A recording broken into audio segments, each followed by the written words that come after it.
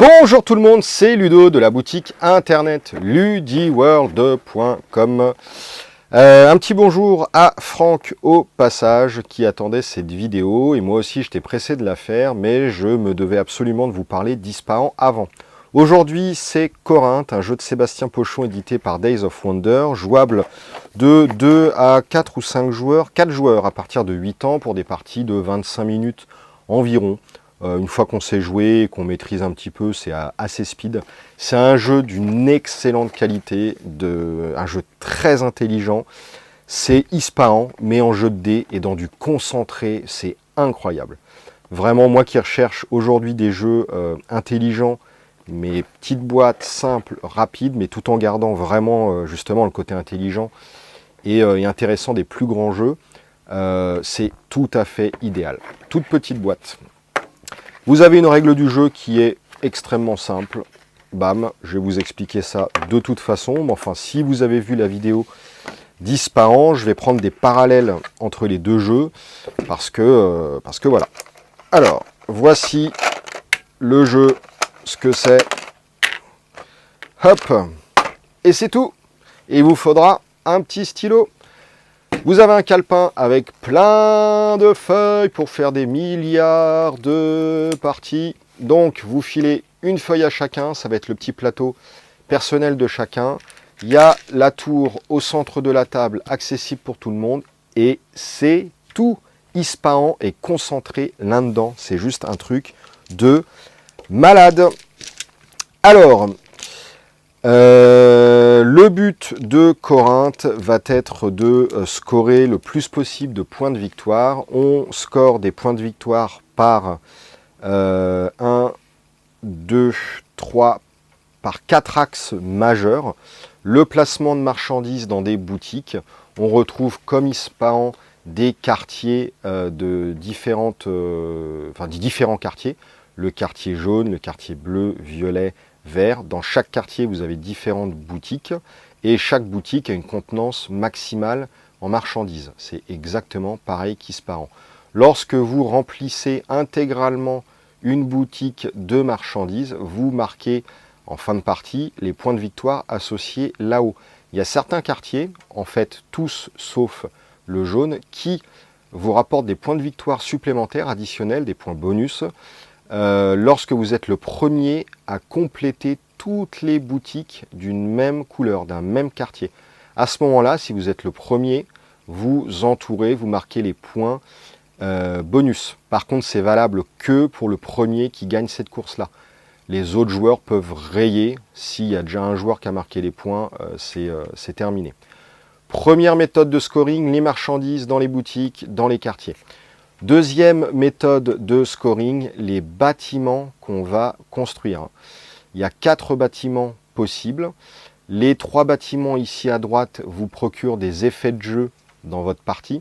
Et le 4e bâtiment vous permet de scorer des points de victoire. C'est 3 points de victoire par bâtiment construit, y compris celui-ci. Si vous ne construisez que celui-là, c'est 3 points de victoire supplémentaires. Si vous en construisez 2, 6, 3, 9, 4, 12. Deuxième méthode de scoring, les bâtiments. Une méthode de scoring d'optimisation, on va dire, c'est le nombre de pièces d'or et de biquettes que vous aurez dans votre réserve de disponibles en fin de partie.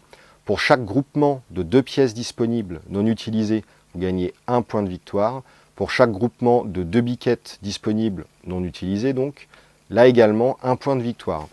Si vous vous souvenez d'Ispahan avec le grand plateau de jeu, avec la ville où on pouvait se déplacer, vider des marchandises, blablabla, là, tout est concentré de manière ultra intelligente sur ce petit mini plateau de jeu finalement. Vous avez un pion ici, c'est l'attendant, qui est positionné au milieu d'un marché et il va pouvoir naviguer sur différentes zones du marché. Ce qui va se passer, c'est que on va déplacer l'intendant et on va tracer sa route. Par exemple, s'il se déplace de 1, on va tracer, et qu'on veut aller ici, on va tracer une ligne. Hop, il est avancé là. Pour marquer sa position d'arrêt, on entoure. Et le pion s'arrête toujours à la dernière position où il s'est arrêté, c'est logique. Ensuite, si on veut le refaire redémarrer, on repart de l'endroit où il y a le rond et puis on avance de nouveau, je ne sais pas, de 3 cases. 1, 2, et 3. Il s'arrête là, on entoure. À chaque fois que l'intendant marque un arrêt et qu'on entoure, on gagne en bonus l'icône qui est dans la case. Je vais vous expliquer tout ça. Et il y a donc une méthode de scoring de points qui est associée à la zone du plateau. Il y a 3 petites zones, cette case-là, là et là, qui est du scoring. Donc vous avez 4 méthodes de scorer des points. Le plateau, les quartiers boutiques, les thunes et biquettes restantes et les bâtiments construits. Au début du tour, on définit un premier joueur. Le premier joueur va jeter les dés et on coche la case pour dire que le premier joueur a joué et a coché les dés. Quand vous êtes 2 ou 3 joueurs, vous avez 1, 2, 3, 4, 5, 6 tours de premier joueur. Lorsque vous êtes que 4, vous avez 1, 2, 3, 4 tours de premier joueur. Un tour, c'est quoi? Le premier joueur va jeter les dés. On démarre la partie avec une pièce d'or. On peut, si on veut, utiliser entre 1 à 3 pièces d'or. Donc les utiliser, c'est les rayer. Donc on les a plus de disponibles. Pour rajouter des dés jaunes à son lancer. Les dés jaunes ne seront disponibles que pour le tour du premier joueur. Et si ce premier joueur, et que ce premier joueur les utilise ou non, ils vont disparaître après ce lancer.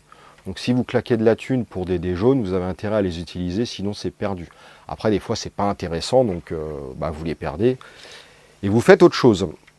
Ensuite, après avoir jeté les dés, c'est isparant. On répartit les dés dans la tour, la plus faible valeur en bas, la plus forte en haut. Et ensuite, on augmente par valeur grandissante dans la tour. Décidément, j'ai vraiment du mal. Comme on fait la plus haute automatiquement en haut, suivant les valeurs qu'on a lancées, il se peut qu'il y ait des étages de la tour qui soient vides. Et globalement, plus on avance dans la tour et plus ça devient compliqué de monter. C'est-à-dire que, par exemple, l'étage jaune est très difficile d'avoir beaucoup de dés à l'intérieur. Et c'est pour ça qu'il y a beaucoup moins de boutiques et de marchandises dans les boutiques.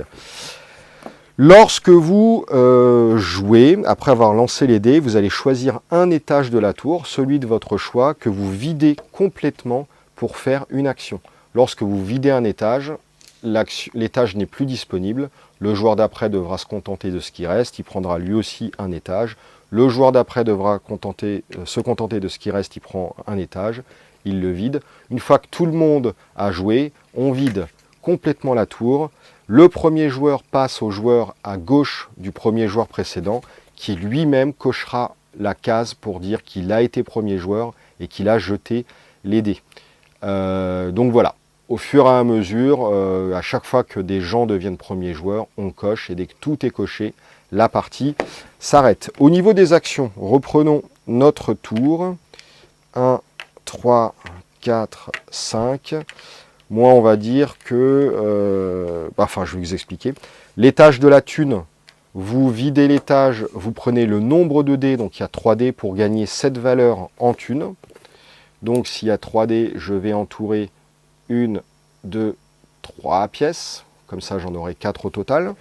Si je prenais les biquettes, pareil, je prends le nombre de dés et je gagne ce nombre en biquettes. Là, il y avait 2 dés, donc j'entoure 2 biquettes. Ça m'en ferait 3 au total.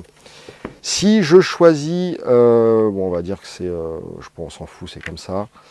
Si je choisis un étage qui correspond à des quartiers, je vais placer dans la couleur, dans le quartier, une marchandise correspondant au nombre de dés que je vire. C'est pareil, donc là s'il y avait un dé, c'est une marchandise, 2 dés, 2 marchandises, 3 dés, 3 marchandises. Par exemple, je sais pas, 3 marchandises dans le quartier vert, et je vais commencer à mettre des marchandises en vente dans les boutiques. Je peux commencer par n'importe quelle boutique, il n'y a pas vraiment d'ordre.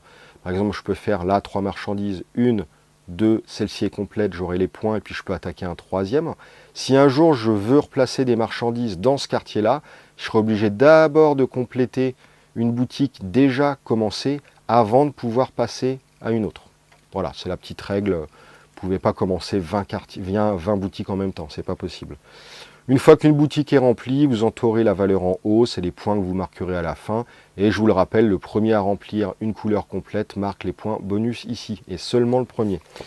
Une autre action possible du fait de virer des dés d'un étage, c'est encore une fois, comme dans Ispahan, c'est de déplacer l'intendant. On va déplacer l'intendant d'un nombre de cases sur le plateau correspondant à la valeur du dé de l'étage qu'on vient de vider. Par exemple, si je veux le déplacer d'une case, je prends l'étage 1 qui n'a que des 1. Si je veux le déplacer de 2 cases, je prends l'étage 2, et ainsi de suite. Vous déplacez de la valeur de l'étage. Quand vous le déplacez, c'est ce que je vous disais, vous tracez un trait entre la position d'origine et la position d'arrivée. La position d'arrivée, vous l'entourez. Vous marquez, vous gagnez un bonus qui correspond à l'icône sur lequel vous vous êtes arrêté. Le dé jaune, ça vous fera un dé jaune supplémentaire pour tous vos lancers, quand vous lancerez les dés. Là, 2 marchandises dans la zone verte, une marchandise dans la zone verte, une marchandise dans la bleue, une marchandise dans la orange. Vous gagnez 2 de thunes, vous gagnez une de thunes, vous gagnez une biquette, vous gagnez 2 biquettes. Et là, vous avez des zones plus 1. Alors là, c'est un petit peu spécial et je vais devoir vous montrer un exemple parce que j'ai pas envie de crabouiller cette feuille là, donc je fais une toute petite coupure et je reviens tout de suite. Donc voilà, là j'ai pris une feuille d'une précédente partie, on a vu que l'intendant avait fait 1, 2, 3 cases, il s'était arrêté là, j'avais gagné un dé jaune sur les prochains lancers. Ensuite je l'avais déplacé de 1, il s'était arrêté là, ensuite déplacé de 1, 2, il s'était arrêté là. Je vous ai parlé que le plateau pouvait permettre de scorer des points. On score des points quand on s'arrête sur la zone là avec le symbole un peu bizarre. Et à ce moment-là, on score autant de points que le nombre d'arrêts effectués sur ce parcours. 1 arrêt, 2 arrêts, 3 arrêts. De base, je marque 3 points sur cette zone de scoring. Sauf que si on s'arrêtait à un moment donné sur un plus 1, on ajoute ce plus 1 à notre score. Du coup, 1, 2, 3, 4. On reporte le 4 ici. Ça nous fera des points à la fin du scoring. Si jamais vous vous arrêtez sur une autre zone de scoring liée à la première, de toute façon c'est toujours lié puisque vous repartez à chaque fois du même endroit, vous repartez de l'ancien total, 4, et vous ajoutez le nombre de ronds que vous avez rencontrés. 4, 5, enfin en repartant de celui-ci, 4, 5, 6, 7, et on rajoute le plus 1, 8. Tac. Et voilà. Alors là, je vous avoue que tout de suite maintenant, au moment où je tourne la vidéo, je ne sais plus s'il faut recompter le rond d'origine d'où on repart ou non. Donc le score, c'est peut-être que 7 là et pas 8. C'est peut-être une petite erreur de ma part. Mais en tout cas, voilà, vous repartez de la précédente zone de scoring, vous ajoutez les ronds rencontrés et les plus 1. Donc se déplacer sur le plateau ici a un double avantage, c'est de gagner des bonus qui peuvent servir dans le jeu et de scorer des points ici. Au niveau des effets des boutiques, donc quand vous faites une action, quand vous agissez à votre tour, alors attendez, je fais une petite mise au point, hop, donc vous videz l'étage de la tour pour faire l'action correspondante ou déplacer l'intendant de la valeur du dé, et après avoir fait ceci, après avoir joué, vous pouvez construire un ou plusieurs bâtiments en dépensant, comme dans Ispahan, de la thune et des biquettes. Celle-ci, ça coûte 2 biquettes, une biquette plus 2 ors, et ainsi de suite. Quand vous construisez un bâtiment, vous cochez la petite croix autour, et l'effet des bâtiments, celui-ci, c'est 3 points de victoire en fin de partie pour chaque bâtiment construit. Celui-là, c'est quand vous placez des marchandises dans des boutiques, vous en placez une de plus. Celui-ci, c'est quand vous déplacez l'intendant, vous pouvez moduler son déplacement à plus ou moins de cases gratuitement, parce que quand vous utilisez la valeur d'un dé d'un étage pour déplacer l'intendant, comme dans Ispahan, vous avez la possibilité d'utiliser de la thune pour faire plus X ou moins X sur le mouvement que vous êtes en train de faire. Vous pouvez vraiment utiliser votre thune du coup pour arriver vraiment sur la case que vous voulez et bien optimiser vos placements. Donc cette boutique-là vous permet de le faire encore mieux parce que c'est gratuit. La dernière boutique, c'est à chaque fois que vous utilisez l'action de la tour pour gagner de la thune, vous en gagnez 2 de plus. Et voilà, l'intégralité ou presque d'Ispahan tient sur cette petite feuille de Corinthe.